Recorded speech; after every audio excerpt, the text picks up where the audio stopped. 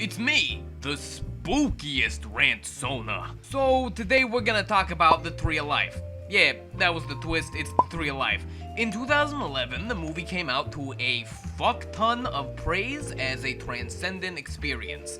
It was incredibly thought-provoking and pushed the medium in ways it kinda wasn't or hadn't been pushed. But what's the movie actually like? Well, it's like if Baraka and Samsara had a plot. Now, you also might be asking, what the fuck does that mean? And if you are, great! You're the target audience for this video!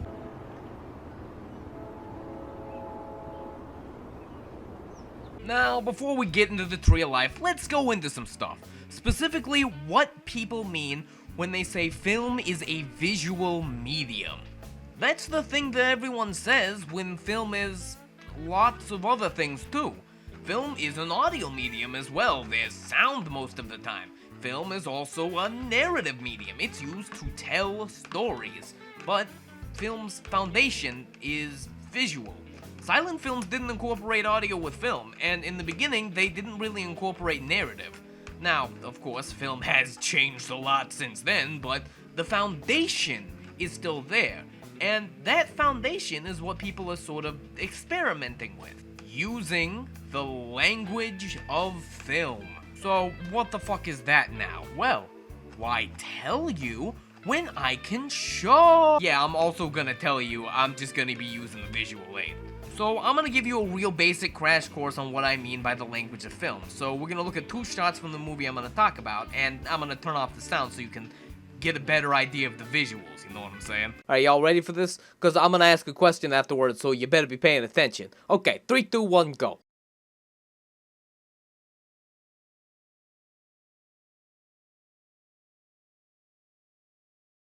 Alright, let's see what you got from that. So, which do you feel is most likely going to happen in the next shot? 1.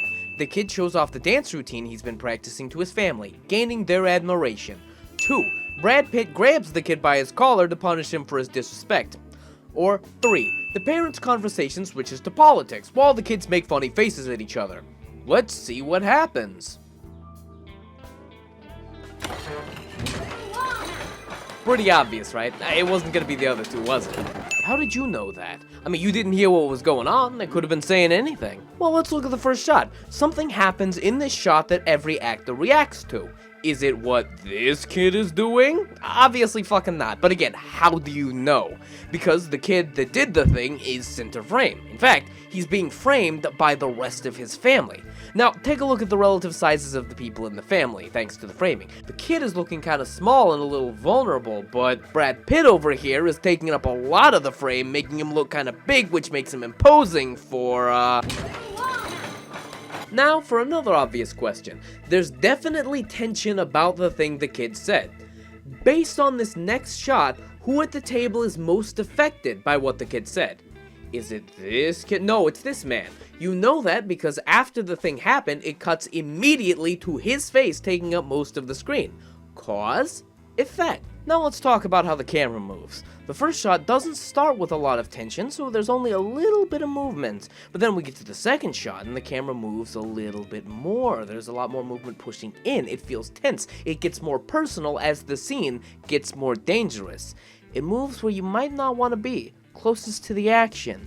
Then, when shit goes down, the camera gets frantic as the things happening in the movie do. This is also a good place to talk about mise-en-scène. So let's look at this scene and see what information we're getting from it. Well, based on the prim and proper attire of the mother and the blue-collar look of the father, this probably takes place around the time when beating the shit out of your kid was socially acceptable.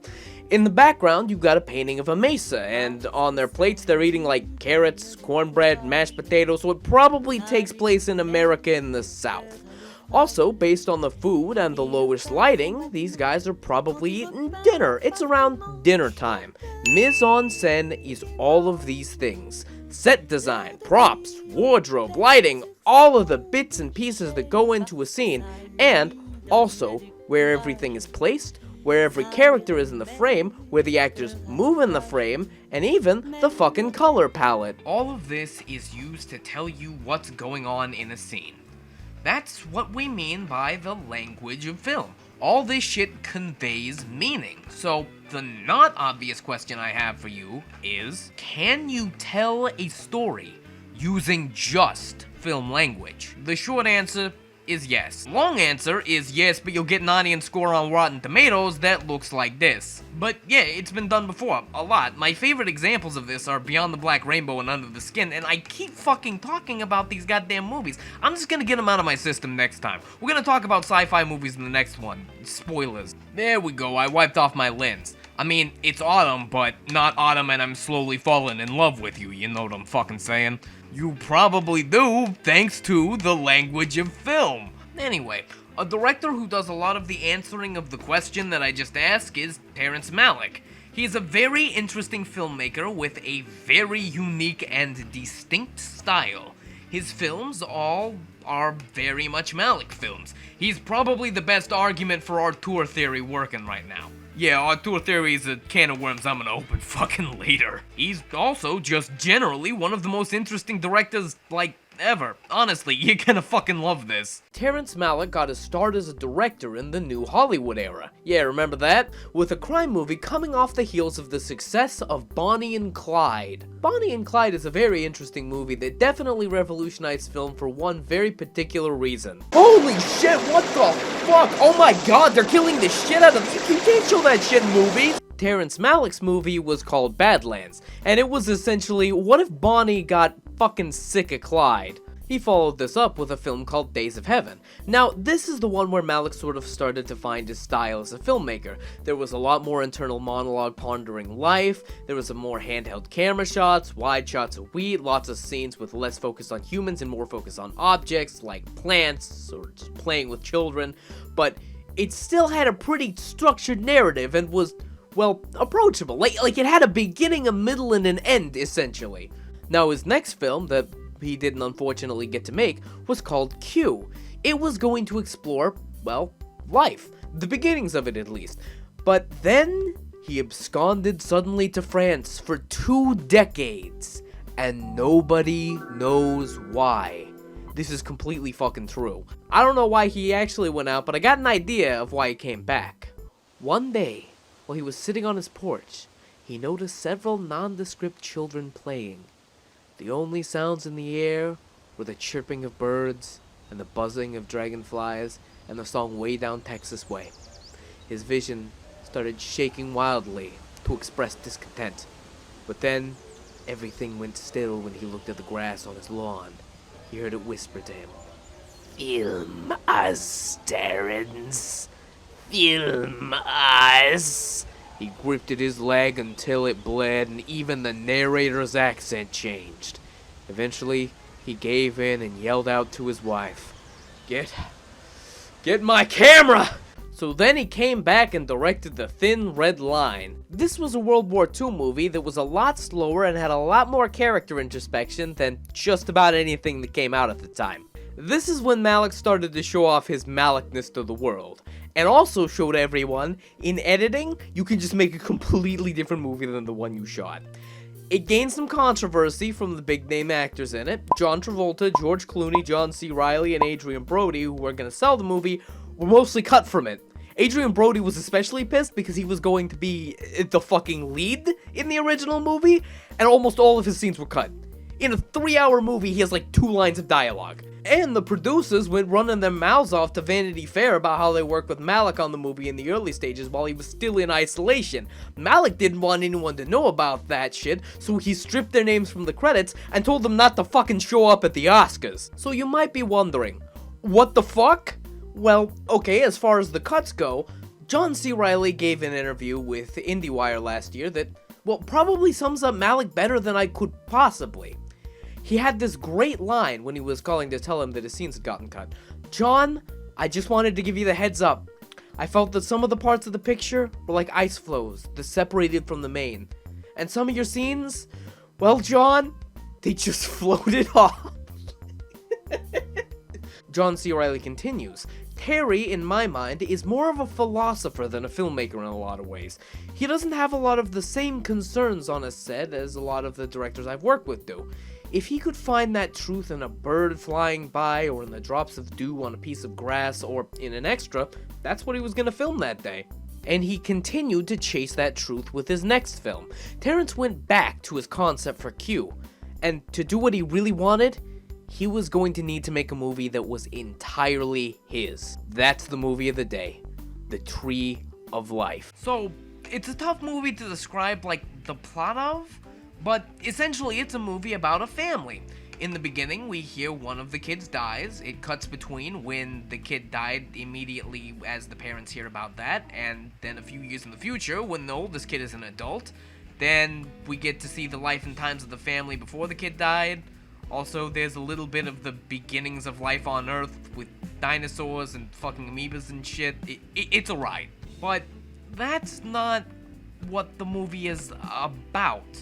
The movie is about sort of something it states in its opening scene, like a thesis. There are two ways through life, the way of nature and the way of grace. You have to choose which one you'll follow. Grace doesn't try to please itself, accepts being slighted, forgotten. Dislike accepts insults and injuries. Nature only wants to please itself, but others to please it too. It likes to lord it over them, to have its own way. It finds reasons to be unhappy when all the world is shining around it. This movie mostly looks through the eyes of the eldest kid as he tries to choose his path. His mother represents grace, his father represents nature. He goes from following his mother, hating his father, to rejecting his mother and following his father, then resenting his father for making him kind of the way he is. It does present the father's way as, like, the wrong path, or at least the one that will lead to unhappiness, but in the end, that might just be who you become. And it doesn't present the father as, like, a bad guy, just a man who made a ton of mistakes, who was frustrated with how his life turned out, and in the end, repentant for who he was. This is a movie about philosophies. Multiple of them all fighting each other inside this kid as he tries to find out who he is in this world. It states these philosophies and then makes a case for them. These are questions you answer for yourself. It doesn't do what I did a couple of minutes ago. It doesn't ask you a question so then it can answer it. It asks you to ask questions and tells you there may be ways that are better to follow than others, but in the end there's no concrete answer. And if there is, we'll probably never know it. You see, this movie isn't about its story. It's a movie about these questions. It forgoes the average storytelling setup and instead is more philosophical. And to achieve this, it goes more deeply into the roots of filmmaking, using images to tell the story. Sometimes they're almost surreal, sometimes they're just a bunch of kids playing in a yard. This film uses film language as the thing that tells the story. A lot of other movies use the script to tell the story, and film language to explain the nuance. Or they just use the script to explain that too. Clouding the atmosphere with particulates. The terraforming. What's that? Planetary engineering modifying the Earth's atmosphere. Whereas this movie uses the script to explain the nuance. What should I begin? If you are. And the language of film to tell the story as much as there is. And to tell the story in the way that it wants to tell it. The editing is kinda weird. It's sort of atemporal? Is that like a word? Oh, it is? I thought it was just making that shit up, but okay. Like I said before, the first part of the movie deals with one of the kids' deaths from the perspective of the parents immediately, and the eldest son a few years after. The movie doesn't really explain this to us so much. It's really something you infer from the bits of writing, but it's cut in between them as though they're happening at the same time. It also doesn't tell you that this man is the eldest son. I just inferred that because this kid is the focal point for most of the movie, and this man is the focal point for his scenes. This man could, for all the information we're given directly, be anyone else, but it's probably this kid. The movie plays with editing like this a lot. You'll go through several years in the span of 10 minutes, and then spend the next 40 minutes on 1 year. Sometimes it'll cut to a week later, and the editing will make it feel like only an hour has passed, and sometimes it'll spend so much time on a particular month that it'll feel like it lasted a few years. It does this on purpose. It's edited like a group of memories. It's edited like an adult remembering what events in his childhood made him who he is, why he's like that, and maybe who he could be. But the thing is, In the end, the answers to a lot of the questions you're gonna be asking don't really matter. I mean, there's answers in the subtext, but they don't really need to be answered because that's not what the movie's about. It's about the questions it asks of you. It's about philosophy, memory, spirituality, love in all of its forms, some messy, messy shit that offers more questions than answers. Just like the movie. There was an extended cut released last year, and it adds a few things that expand on some of the characters and then adds some new ones. This gives a little more depth, but it doesn't add all that much. Okay, it does add this. In fact, there are a couple of scenes with prominent Tabasco that were added in this. I'm gonna call this the Tabasco cut, but in the end, the 40 extra minutes don't answer these questions any more directly. All of the weird choices made in this movie that would have made another movie bad are the things that make this movie good. Really, really good. It is a special piece of art because of how all of these choices were used. The goal of art is to evoke emotion, and this movie uses its visuals to do that. And this is important to our current era of killing Hollywood because, well, it sort of paved the way for more movies to do that. It set a standard, and now we got stuff like High Life coming out doing the same thing, and hell, Terry himself has been getting at it, and has sort of established himself as a member of this new era of our tours like he did in the last one. Terry has made 3 other movies since: Knight of Cups, Song to Song, and The Voyage of Time. Now, I haven't seen The Voyage of Time, but personally, I'm getting a little bit of Malick fatigue. Like, don't get me wrong, he's absolutely breaking the fucking mold, and is really interesting, but it feels like he's kind of hitting the same note over and over again. You know, I feel like if you showed me scenes from Knight of Cups and Song to Song and I didn't know which actors were in which, I wouldn't be able to tell them apart, and I was really afraid rewatching this movie that it'd be the same thing again, and I wouldn't get as much out of it other than, you know, Terry's at it again. Nah. Tree of Life is some absolutely incredibly affecting shit. It's essentially peak Malick. It's unconventional, but doesn't go too far. It grabs your soul and it stays there. It is a fucking beautiful movie. Song to Song and Knight of Cups want what this movie has in fucking spades. This is Malick's magnum opus. It really reminded me why I love this medium. Film is so affecting. It can lift your spirits, teach you something, change your whole fucking perspective on life, give you insight, and even set your mind to the building blocks of who you are. It can make you ask yourself about how you are the way that you are, and what you need to do to become who you want to be, and how far or close you are to that. Film, at its best and most uncompromising, is such a powerful force. It is something I have never regretted being passionate about. And that's why I want to show you guys this stuff. I mean, sometimes I hear all of these people talk about how they learned to look at film with a critical eye, and now they can't go into like a Marvel movie or whatever, like, you know, a popcorn flick and turn their fucking brain off anymore. Like, they talk like, I just can't have fun with movies anymore. And sure, that's kind of true, but there are lots of movies out there that'll make you forget all that technical shit while you're watching them. There are movies that'll pull you in deep and won't let you go until you are yanked from the world you were in by the words written and directed by. And you'll just fucking sit there trying to come to terms with the fact that that movie wasn't your home. And back to the audience score. A lot of the people who can turn their brains off for Hollywood stuff couldn't watch this without getting bored out of their minds. They won't be able to feel that wave of emotion I felt just because they're so unfamiliar with these sorts of movies in general. You know, it's tough for them to get into. I mean, they're not stupid or nothing, they just ain't acquired the taste, so it ain't gonna do nothing for them. And like I said before, that person is my target audience. That person is probably you. And what I want to help you do is acquire that taste. Because, sure, right now you're liking a lot of the stuff that people in the know are calling bland and boring and dumb. And if you acquire that taste, you might not get much out of them anymore. But when you can get into the good shit, you will never want to go back.